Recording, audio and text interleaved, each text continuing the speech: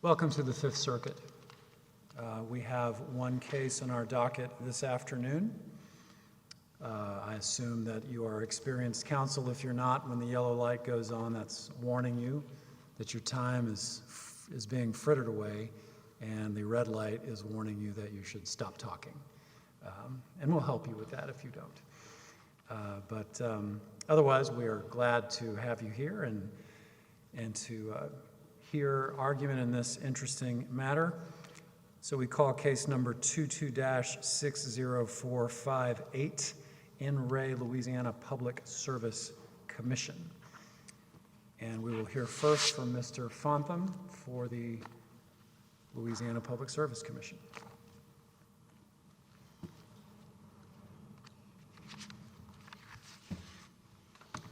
Good afternoon, sir.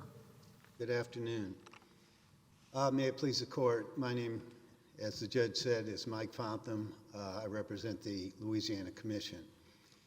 The issue in this case is, may FERC ignore statutory commands that it give priority or preference to Section 206 consumer complaint cases over other non-priority matters pending before it?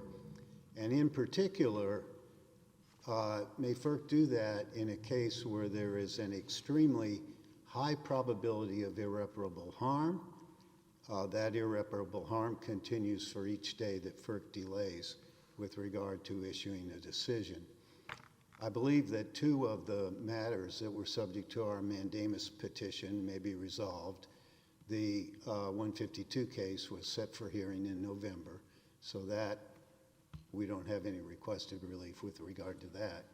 And FERC has said it will issue a substantive decision next week, or at least this month, in the case in docket EL 18152 and docket EL 1182, which are apparently going to be decided together. One of the cases that we had petitioned about was the 18152 case. So 18152 is, for lack of a better term, moot. I'm not sure if that's legally exact, but something is happening in that. 18152, what was the other one, just so I understand? The first one was the 2156 case, which was a pending complaint that FERC had just never acted on for a year and a half. So what we have remaining are EL 17-41, EL 18-142, EL 18204. That's the ones I have. And really the operative ones are 1741 and 204. FERC dismissed 142, and we amended. So it's 204 and 1741. Okay, that's helpful. And you mentioned irreparable harm, and the other, the FERC and other parties are making the argument that not all of the, I'll get this wrong, but you'll correct me, but not all of the, to the extent that there's irreparable harm, that is the idea that a rate, overpayment by a consumer cannot be, I don't know, reimbursed or refunded, right? That's after a 15-month. Beyond 15 months. Beyond 15 months, but that's not the case with everything in these cases, right? There are some things that can be refunded. In those two cases, it is. In those two, it is. Okay. Those are the only issues in those two cases. Those two. So there's no tariff violation. Okay.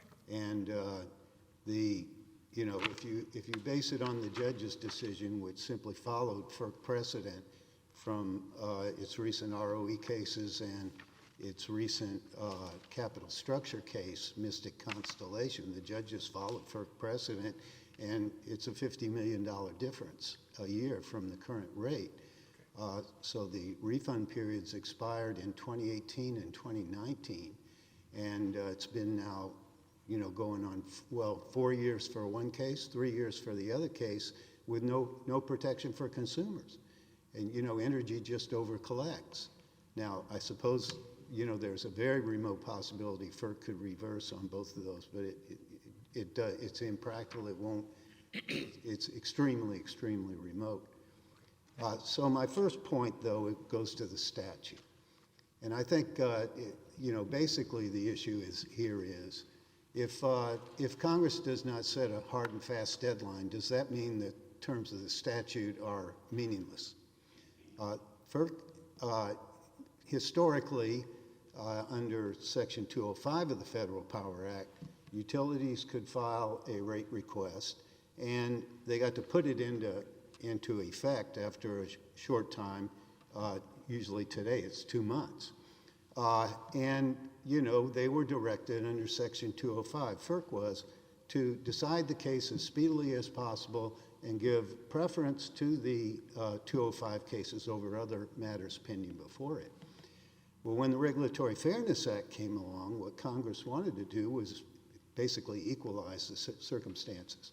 And so they said you give it the same preference, and this is in 206B, which is the Regulatory Fairness Act.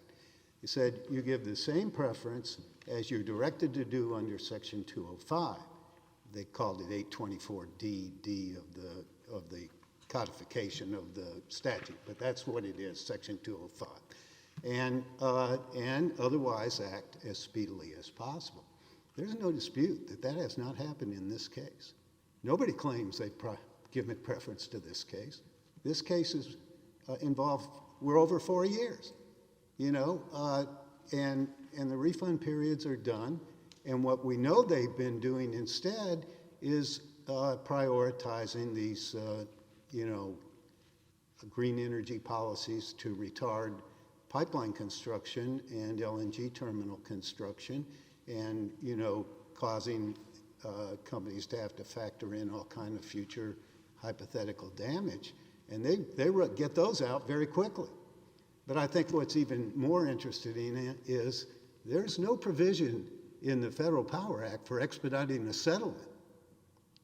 They got that set. FERC has told you, oh, that was so complex and so difficult to resolve that uncontested settlement.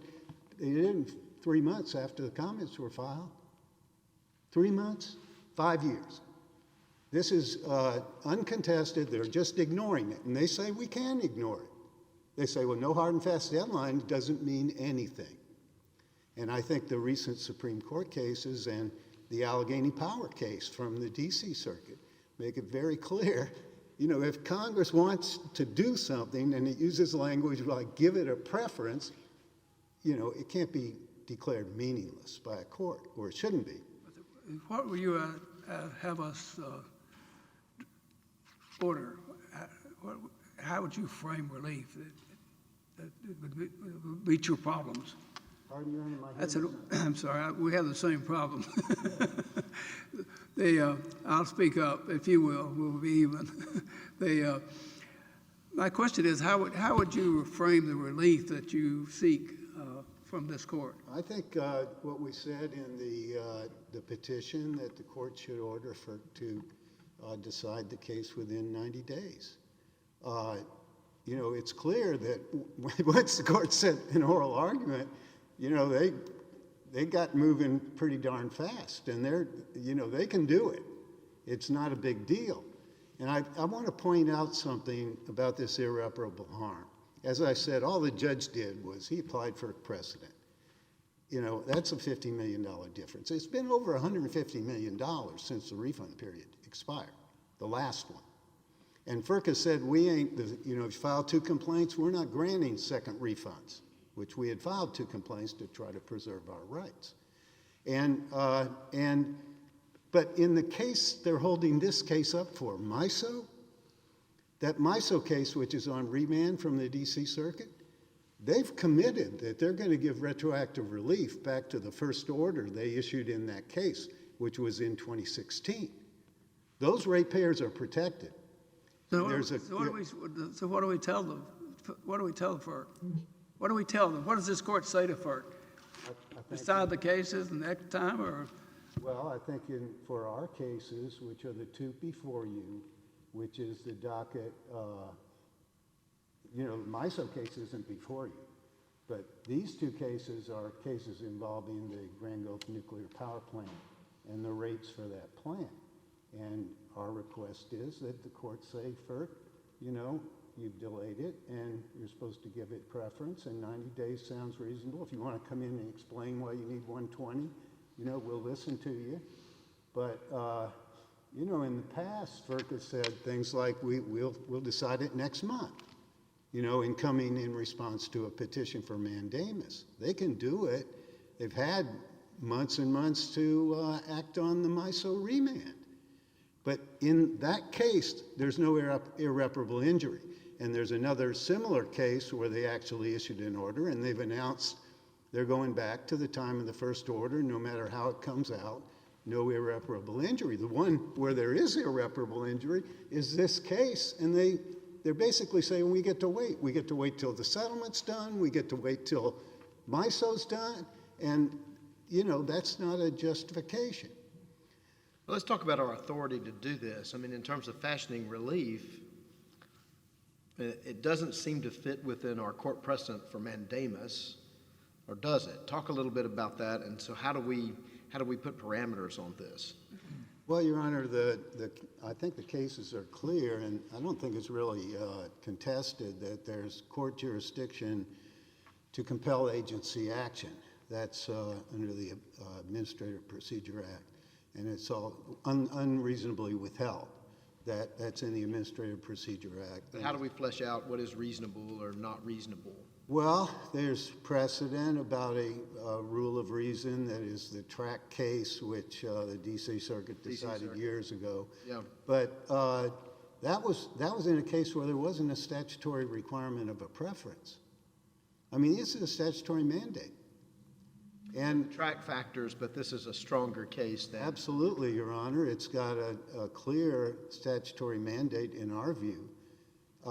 And, you know, there's also protecting, you know, the idea of protecting the court's jurisdiction, because if we're delayed forever, how do we get an appeal?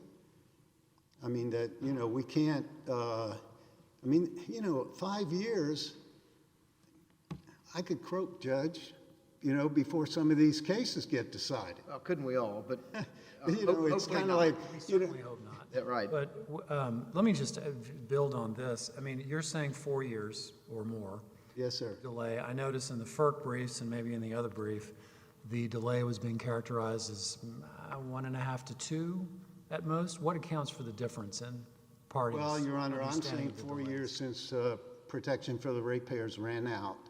It's you know, it's going on 2 years since the ALJ decision. It was issued in March 2021. But I see. So for 1741, it was filed in 2017. ALJ decision is 21. So yes, sir, and that was also the decision in the 204 case. FERC is two different dockets, but FERC's chief ALJ consolidated them for hearing. So, you know, that was another thing that delayed the proceeding, besides FERC messing around with its ROE policies while they were giving protection to the consumers, which they aren't doing in this case. And I want to point out something else. It was raised by Entergy. Oh, gee whiz, if you do something, you might impede settlement. Well, first of all, they haven't been talking settlement with any of the other retail regulators. But think of the situation. I mean, you're supposed to have an even playing field under the Regulatory Fairness Act. The utility gets its money starting in approximately 2 months. The ratepayers have to wait. The ratepayers are going to be put into settlement negotiations, and they have to go through the administrative process and so on. Think of the burden of waiting. You can take a lowball settlement and get some relief.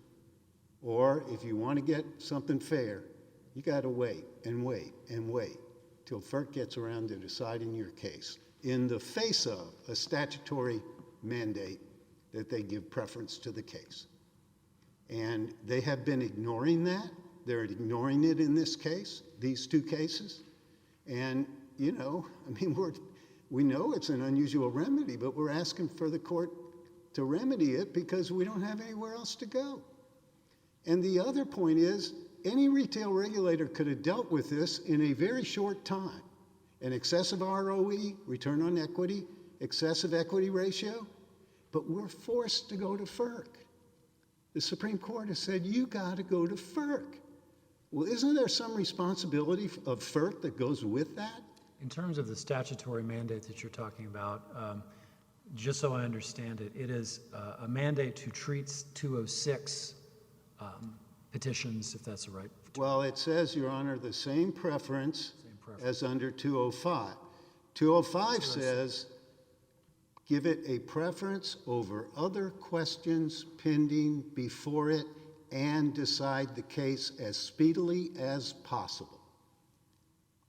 They're just So ignoring. that's the statutory mandate we're talking about. Is there anything else? Are there any hard and fast dates or day periods? I remember. Well, there's the 180-day explanation period under 206 if they've delayed for more than 180 days in a final decision. That's what Congress expected, 180 days. They're supposed to issue an explanation of why they delayed and when they're going to decide the case, which they haven't done. What FERC does instead is, when it first sets the case for hearing, it says, oh, we estimate that if this happens and that happens, and then we'll be able to decide the case. They predicted they'd have decided these two cases by 2020. Is it your position that the 180-day explanation requirement has also not been met? It hasn't been complied with. That's what I mean. Yes, sir. There's no explanation of why they've delayed. Absolutely none. Okay, thank you, sir. Mr. Fontham, you have time for rebuttal. We will next hear from Mr. Glover from the Federal Energy Regulatory Commission, or from DOJ, on behalf of FERC. May it please the court, I'm Matthew Glover and I represent Respondent, the Federal Energy Regulatory Commission. I am from the Federal Energy Regulatory Commission. Judge Duncan, as I told the clerk, the last time I appeared in this court, I was from DOJ, so perhaps there's some confusion with my ECF. My sheet says DOJ, so you're from DOJ. Okay. Go ahead. Thank you.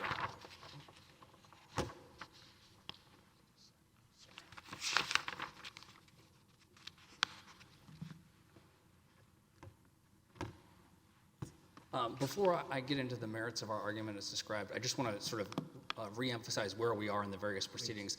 As you went through with Mr. Fontham, Judge Duncan, in what we call the Grand Gulf Prudence Complaint EL 21/156, the Commission, at its open meeting on November 17th, issued an order setting that for settlement procedures and a hearing if those settlement procedures don't occur. I think Mr. Fontham conceded that that was all of the relief they asked for in this proceeding. At the same hearing, we put out the Mississippi settlement. We approved that. We've issued that in all of the complaints at issue here, and an additional another 10, I think, or maybe it's another 8 dockets. I filed a letter on Monday to let you know that the Commission intends by the end of the year to act on what we call the sale leaseback initial decision. So that's EL 18/152. And that leaves only the return on equity proceedings, as you were discussing with Mr. Fontham. Okay. Again, in the return on equity proceedings, we've acted on the Mississippi settlement, so that issue is out of the way. We do have a remand in the Mid-Continent or MISO transmission owners case from the D.C. Circuit. That there, the D.C. Circuit told the Commission that one aspect of our, we had a series of large orders. I think I described them a little bit at about page 16 of our response, in which we laid out our return on equity process, and we changed positions a couple of times there. The D.C. Circuit has said that we did not explain the last piece of that, and so on remand, it being an APA violation, the Commission has the option to explain that we want to continue using that methodology, or we could change sort of how we address the return on equity. But that is an active remand. I think Mr. Fontham noted that was, I believe that's a Section 206 case that was filed in 2016. So in terms of mandamus for unreasonable delay, the D.C. Circuit has said a number of times that you don't use that in order to jump the queue. One of the cases that says that's cited in our brief is the In Re Public Employees for Environmental Responsibility. I think there might be some other words in there. It's a 2020 case. And so Mr. Fontham's suggestion, at least what I thought he said today to this court, was that we should address his complaint in return on equity before we address the Mid-Continent transmission owner's complaint. But that would be using this court with a mandamus petition to jump the very queue. And just stepping back to the legal question, mandamus for unreasonable, mandamus itself is an extraordinary form of relief. Mandamus for unreasonable delay is an even more extraordinary form of relief. And here, we don't think that they have put forward evidence. First of all, as described in our brief, we don't think that the statute compels this 60-day, sort of deadline. And as the D.C. Circuit said about the 180-day deadline, that's not a deadline for action. It's a deadline for an explanation.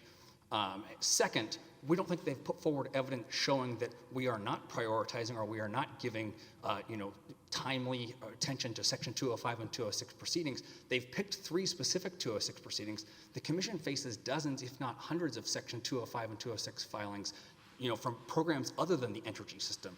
If you were to pull the Commission minutes, or I think we put out a summary and we have a sort of docket for our meeting, the meeting November 17th, in which we acted on the Mississippi settlement and we acted on the EL 21/156 complaint, you'd see we ruled on other Section 205 and 206 proceedings that are outside the energy system in those hearings. So The agency provided the explanation to the Louisiana Public Service Commission? no, I don't believe so. Why not? I mean, the statute says do so within 180 days.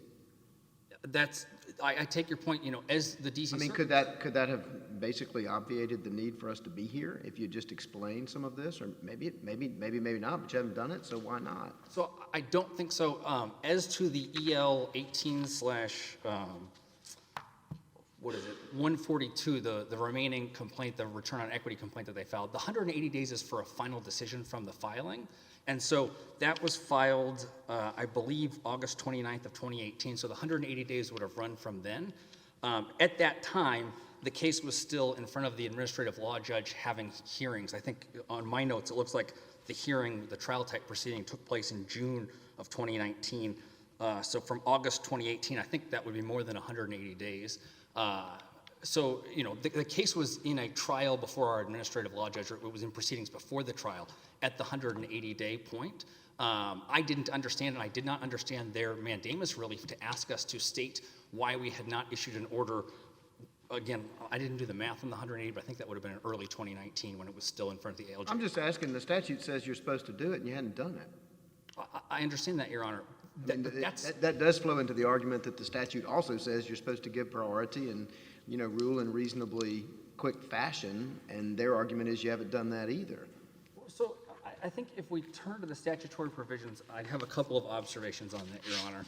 One is that, as Mr. Fontham noted, the statute in Section 206 says to give the same preference and rule as speedily as possible. And that points to the preference in Section 205, describing shall give to the hearing and decision of such questions, these are 205 filings, preference over other questions pending before it and decide the same as speedily as possible. Congress didn't say you shall decide this on X date or you shall decide this within 30 days or 60 days or 120 days.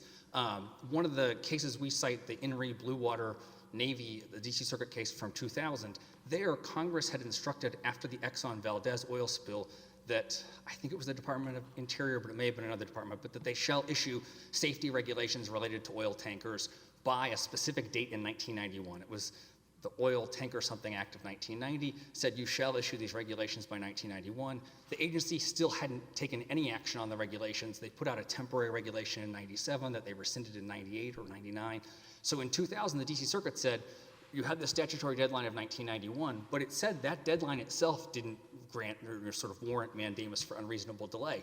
But 9 years after that deadline, having done nothing, that's unreasonable delay. And so that sort of extreme proceeding here, Congress didn't tell the commission, you shall decide these cases within X number of days. Even the 180 days in Section 206 just says if you haven't decided it, tell them why and when you think you might.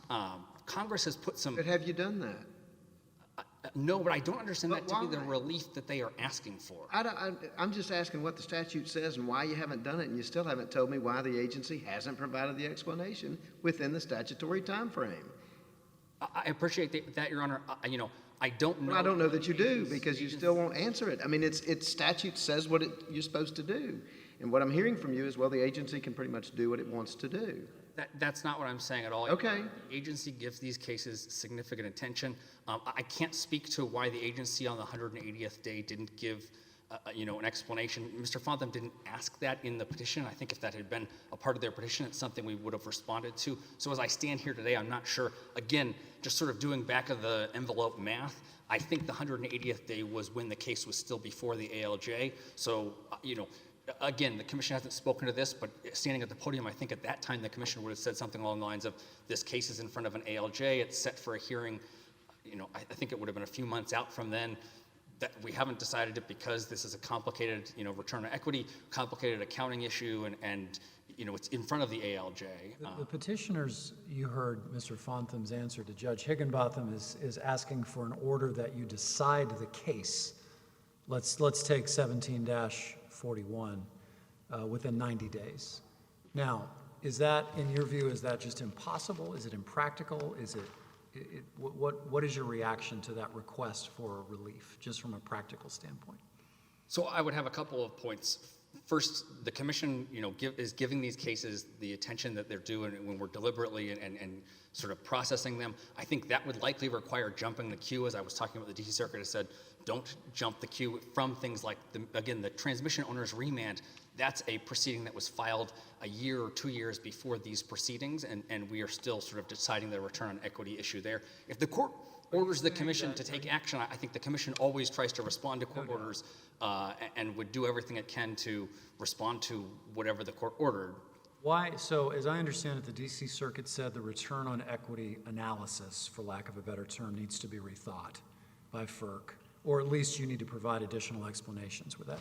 Are you saying that is necessary? It is necessary for you to take care of that, for FERC to take care of that, before you're able to resolve 17-41 or the other case? Yeah, so we had set out in the series of orders, I think it was 569 and then 569A and B. Again, the specific ones are cited if I've named the wrong orders. But we had set out in orders that were part of that proceeding what our return on equity methodology was going to be for transmission. And so that's their return on equity challenge. The initial decision, the administrative law judge was applying the methodology from those orders that have now been, I don't recall whether it was a remand without vacature, but they've been sent back from the DC Circuit with instructions to, as Your Honor said, reevaluate. And so tell me, what is FERC doing with respect to that, and can we use your answer there or your forecast there to understand what's the time frame for deciding this case? So I know that the commission is working on orders that would, respond to the remand from the DC Circuit, just as they are working on orders in these cases. The commission doesn't work on a single sort of 205 or 206 complaint when it's filed, but that is where sort of the focus for the commission has been in the orders that are on remand from the DC Circuit, because that's where we chose to, or that's where we did lay out our comprehensive return on equity methodology. In these mandamus cases that you're familiar with, do courts, whether DC Circuit or whatever court, sometimes not order a full-blown mandamus, you must do X within this time frame, but do they order other kinds of relief that doesn't quite go that far? Yeah, I'm trying to think of specifically, I don't think it was core communications. There's one or two of the cases, it may have been the Public Employees for Environmental Responsibility, where the agency had said they hadn't taken action in 9 years, and then they had put out a schedule saying, we hope to issue this rule in, that may have been Blue Water Navy, I apologize off the top of my head. Well, but the court said, no, go ahead. The court said, we're not going to tell you when to act, but we think your schedule is good and we're going to retain jurisdiction. How about ordering the parties to confer on some kind of timetable? So that at least we have some kind of definite deadlines that are benchmarks for when this thing needs, it's been pending. The 17-41 was filed in 2017. But Your Honor, again, I think that, these cases have gone before an administrative law judge. They've had a trial type hearing. They've had proceedings. And so that took place from 17. The initial decision was in March of 2021. So the trial aspect of that before it goes to the commission as the 5 commissioners, didn't complete till March. The briefing on exceptions between the parties didn't complete until May of 2021. And so I think, they like to say that this is pending 4 years, but it was pending before the ALJ. They had a trial. They filed, lots of different motions between the two sides. They take evidence. So I'm not sure that it's accurate to say it's been pending, because the commission itself doesn't act. The commission acted by sending it to an ALJ to have a trial to develop the record. So I'm not sure that's the right frame, and that's where I think you had asked Mr. Fontham what the difference in kind of the two parties. we look at it as how long is it pending with the commission, as the commission, since the ALJ had issued its order, how long was the briefing on the exceptions to that order pending? And I think, you know, the commission has been working on orders in all of these things. I think he made a suggestion that once he filed, suddenly these orders were coming out. And again, the letter I filed about the commission's intent, normally we don't sort of discuss our internal deliberations, but we also said in our brief we were intending by our November meeting to issue a ruling on the Mississippi settlement. Those orders were in work before this mandamus petition was filed. It's not like nothing is going on with these proceedings and then suddenly a mandamus petition is filed. The commission is, you know, we have a staff that works on all of these energy projects. I think if you look at footnote 3 and 4 of our brief, we describe a number of the orders, and the only orders I included there are not ALJ proceedings, but orders the commission itself put out on energy matters during the period in which this initial decision to now. And so, you know, we laid out a handful, or I'm not sure even how many. Well, Counsel, you described these delays, and you described that this is just the real world, as if there's no counter world. What's causing these delays? I mean, you say, well, they're not delays because you have to do this. I found that to be an inadequate explanation. FERC is charged by the Congress to undertake these tasks. When you take years and years and leave them and don't react, and this leaves the allocation of costs, the huge expenses imposed improperly in place. And it's not that they're waiting on you to help them. People are being damaged daily by the inability, I'll put it inability, to run this program in a reasonable way. I mean, these delays don't make sense. So I think I'm about to be in the red light. Please go ahead. A couple of points to that, Your Honor. First of all, I think it's premature to talk about what the damage or what a remedy would be, because the commission itself has not. I'm not talking about remedies. I'm just talking about the reality that the inaction, the inability of FERC to apparently to do this. I don't suggest it's willful. But whatever the reasons are, structural, whatever, it's not happening. And somebody needs to be in conversation with you that's not part of the problem, and to try to figure out how you move these cases in a proper way. The commission receives lots of Section 205 and 206 filings, you know, not just from Louisiana. We do process it, and we do put out, you know, a number of orders on these. We've put out a number of orders in these specific Louisiana. So do we, you know, but we don't. When something gets behind, we find out what the problem is, and we take care of it. And I don't hear that coming. You're describing this is the way the system is. And I go back to my question. What in your view should we do? Your suggestion is we do nothing, or suppose we directed that you meet with the parties and develop a plan and sequence for these cases, and negotiate out what you do and report back to the court. So I think that's problematic for a couple of reasons. The first would be, again, I go to the point that you're not supposed to use mandamus to jump the queue. And if they wanted to show that the commission is systematically, again, the language from Congress was, you know, give them preference over other questions pending. And just as a footnote to that, Section 4 of the Natural Gas Act has similar language for Natural Gas Act rate filings, that they shall be given preference over other matters pending or other proceedings pending. That identical language was added to the Natural Gas Act in 1938, 3 years after it was added to the Federal Power Act. So arguably the later in time statute, I guess if you were sort of looking at preferences, that might be the thing that needed even more preference. But Congress did not say you shall decide these within, you know, X number of days. They did not say that you shall decide, you know, all of these proceedings. And so if you were to give us an order as to these, I think it's 3 now remaining Section 206 proceedings, and urge us to move those sort of more expeditiously, it doesn't take account of all of the Section 205 and Section 206 proceedings that don't involve the parties here or the. Are all your Section 205 and 206 proceedings this old? You know, at the meeting in at the November meeting, I think they ruled on some that were from section, or that were sort of 18 EL. EL is this, or EL rather than EL is a 206 proceeding, I believe, when you look at our dockets, and ER is a 205 proceeding. And I think at the November meeting there were some from 2018, some from 2017 that were acted on. Often they have these trial-type proceedings. Often they involve considerable evidence and back and forth between the parties. What's the average age of the pending 205 and 206 petitions?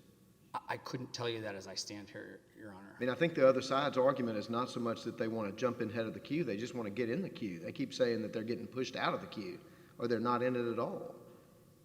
Your Honor, I'm not sure that they presented evidence saying, look, the commission is prioritizing this Section 205 or this Section 206 proceeding. The things that they pointed out were a couple of system energy filings under 205, which we noted one of them actually took longer to be set for a hearing than 2 of the 3 proceedings at issue here. And then they had that other one. I don't think that's enough evidence to show sort of unreasonable delay. They made no comment as to the commission's dealing with 205 and 206 proceedings elsewhere. And then they pointed to some natural gas, procedures. The commission has a large staff. We employ environmental scientists, we employ accountants, we employ engineers. And so I don't think when Congress said give priority to these questions, again, that being 205, 206, but also the Natural Gas Act Section 4, it meant you must give priority to those and not do things like issue certificates under Sections 3 and 7 of the Natural Gas Act. Congress was well aware of how to cabin the commission's authority, and one way that it did that was in, I think, Section 203, which I believe was the Energy Policy Act of 2005. It's described, I think, at page 18 of our response. But Congress there, for certain mergers, said, the commission shall, within so many, I think it was put in days and not months, rule on these merger applications, and if not, you can extend it for, an X period. So Congress stated a deadline and gave a legal consequence to that. Mr. Fontham highlighted the Allegheny case. This is entirely unlike that. That's Section 313 of the Federal Power Act, 16 U.S.C. 825L.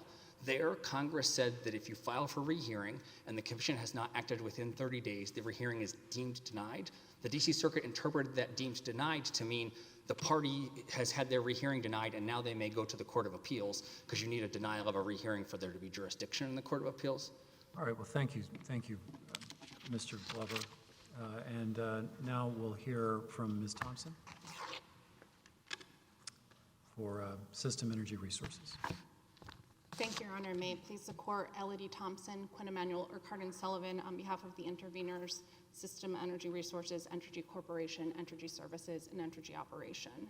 Now, System Energy owns 90% of the Grand Gulf Nuclear Power Plant, located in Mississippi. It's the largest single-unit nuclear reactor in the United States.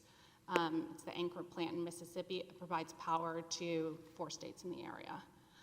As has been pointed out, there have been a number of Grand Gulf proceedings over the years, and at issue here are, in the dockets that were presented in the mandamus petition, novel and complex issues that seek awards for claims worth potentially billions of dollars, which System Energy could not afford. So at this point, I'm grateful for the time to argue here because System Energy is caught in the middle between LPSC wanting to move quickly, FERC moving on its own timetable, System Energy wanting it to get done correctly. It needs to be right because there are important issues at stake here. There are, of course, in these proceedings, not only the hearing order, but then there are burdensome discoveries, sometimes thousands of data requests from LPSC and the other complainants. There are expert witnesses, there are depositions, there's a hearing going on right now in another docket that is in its 11th week. FERC is moving forward on some of these things, but the question here for System Energy is whether there will be enough time for FERC to get it right. The return on equity proceeding, which I understand is the only one for which the LPSC is seeking an order, requires FERC to first determine whether there will be a change in the methodology. If there is a change in the methodology for calculating return on equity, then there will have to be an evidentiary proceeding involved in the dockets that are the subject of the mandamus petition. And so after the determination by FERC on whether there's a change in methodology, we'll have to go through the testimony and the hearing again to determine what the result will be. And so I think it's important not to rush FERC, although it obviously, as Your Honor has pointed out, we perhaps could have avoided this with the explanation out of 180 days, but to make sure that there's enough time so that System Energy's rights are not compromised in these proceedings. Does Siri have a position on the relief we should fashion? I mean, is it feasible to do what the the petitioner wants to do, decide it within 90 days? Is there some other time horizon, or is the idea of ordering the parties to negotiate to come up with some sort of timeline for resolution? I mean, what is your position on that, or any of those options? Right. Well, I think ordering FERC to act in a certain time period in the return on equity proceeding would risk that FERC would not, at the end of the day, get it right, and it would be counterproductive, because then it would be up on appeal again and then on remand. So I think what needs to happen is We'd risk duplicating what's going on with the DC Circuit. and further delaying a final determination in these proceedings. I think that once FERC issues its decision on whatever the change of methodology is, or if there's going to be an explanation for the methodology on remand, then that will decide whether there's going to be further evidentiary proceedings. Of course, the parties always work together with the hearing judge to determine the timeline for those proceedings. I would expect that to happen as well. And that can take place after FERC issues its decision on the change of methodology. So what would you ask this court to do? Our view is that the petition should be denied, because it's important that the rights of System Energy are not compromised by forcing FERC to rush along. This is not a case in which FERC has not been acting at all for years, but it has been proceeding. Things have been going on. Things continue to go on. The other thing I want to raise, though, before I run out of time here, is that my friend on the other side mentioned that there are not ongoing settlement discussions, and that is incorrect. And given the complexity of these proceedings, given the burden of them, it's in everyone's interest that they be settled. The settlement with Mississippi was reached in June, and then a few weeks later, this mandamus petition was filed. The terms of that settlement were offered to all of the retail regulators, LPSC, Arkansas, and the Council of the City of New Orleans. Discussions are ongoing right now with Arkansas and the Council of the City of New Orleans. Only the Louisiana Public Service Commission has not engaged in settlement discussions, and of course, System Energy stands by ready to engage in those discussions. And so, given that the settlement is a global settlement of 13 pending dockets, certainly there's an efficiency in that, and I wanted to make sure that was corrected on the record. Thank you, counsel. Thank you. Mr. Fontham, you have some time for rebuttal.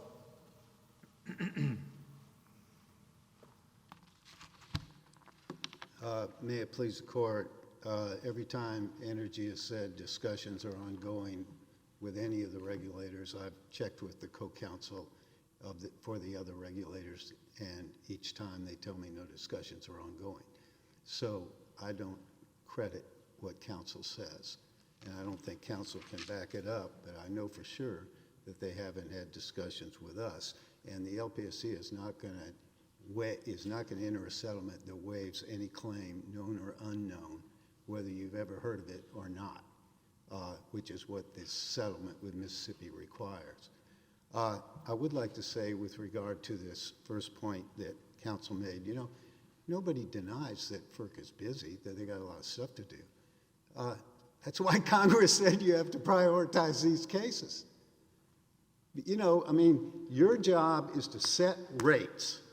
And then, if you have other things that, are on the agenda you'd like to do, that's fine. But prioritize these cases. And they churn out these policy statements, sometimes without any comments. And they're revising them and so on.